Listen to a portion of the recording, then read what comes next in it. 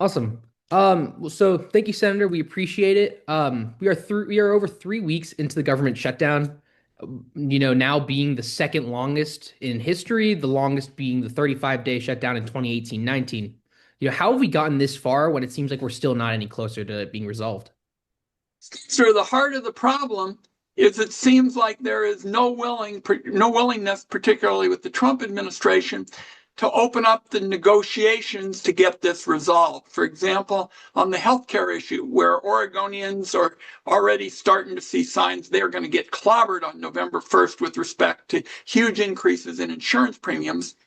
I know how to work with Republicans to get this resolved. For example, Senator Crapo, Republican of Idaho, he and I put together the PBM bill, the Pharmaceutical Benefit Manager bill, which was designed to cut billions of dollars out of costs. And we got a 26-0 vote. But you have to have the president say to everybody who's following this, look, let's get to work. Let's do it in a bipartisan way. And I know how to do it.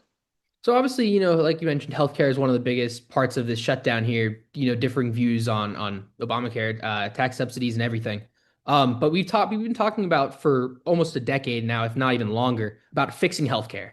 How can we fix healthcare? How can we fix the healthcare prices? How can we make the industry cheaper for residents to be able to afford? For example, Senate Republicans say they're concerned about fraud. I have a major anti-fraud bill. I would be very happy to work on that in a bipartisan way. And then we've got to focus on costs. And one of the biggest problems is something called upcoding. And upcoding is where you have a modest size medical problem, but the insurance companies blow it up into something really big and expensive so they can pull more dollars out of the government, in effect, rip off the taxpayer.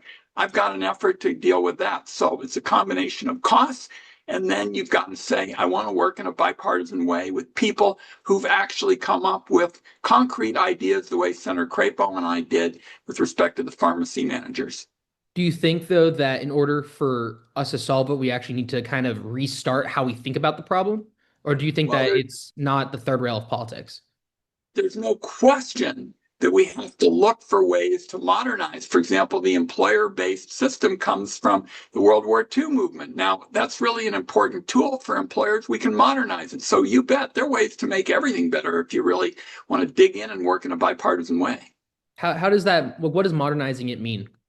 Well, the employer-based system really came after World War II because the guys all came home and everybody said we got to give them good benefits. And we just dumped it on the employer and we didn't realize what that would mean as we moved to a global economy. I still want employers to have the opportunity to offer that as a package because it helps them recruit workers. But a lot of them would be more interested in giving financial assistance directly to workers and empower them in the marketplace.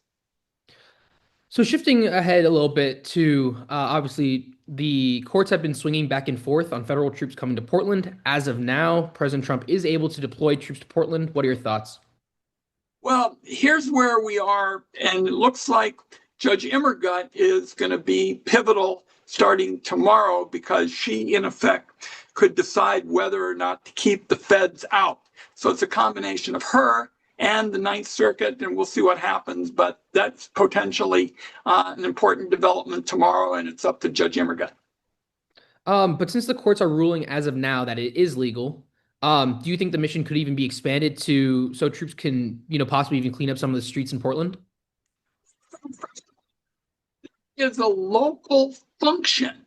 What we're saying here is we believe that our city is overwhelmingly made up of people who want a safe and community-oriented kind of approach. And we don't want the feds coming in and trampling all over our rights. And that's really what the founding fathers always thought, is that these were local kind of issues. You bet there are things that need to be done at the local level, and that's a question of homelessness and fentanyl. And I've got a new proposal to deal with the middlemen.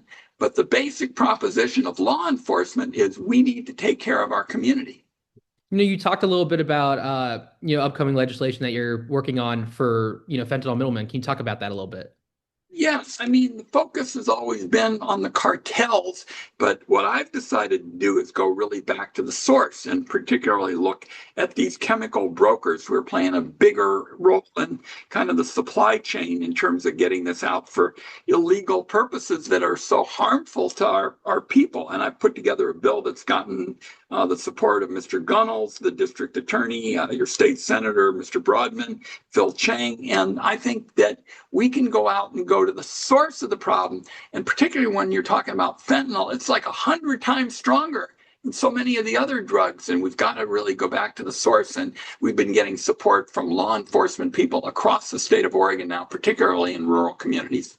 So what does that mean though, in terms of, is that just fixing it in the locales, or is that fixing it countrywide, making sure that fentanyl can't cross borders? Because fentanyl doesn't stay in one place very long. It's so powerful. The cartels and everybody else pushes it once it gets to the United States. What I want to do though is go to the source, and these brokers are playing a bigger and bigger role in terms of getting it to the United States. Let's cut them off at the source. In fact, Sheriff Ivins in Southern Oregon says you're not going to deal with the problem unless you do it with the Wyden approach, which is going to the source. Is there anything else you'd like to share on any of the topics I mentioned? I think that covers a lot of ground. We continue with the Epstein investigation. Sex trafficking is such a serious problem. I want to make sure that all the facts come out, and then we go after reforms of the banks and internal audit, and we make sure we follow the money, because that's how you really catch criminals. Amazing. Well, thank you so much, Senator. We appreciate it. Thanks for your interest.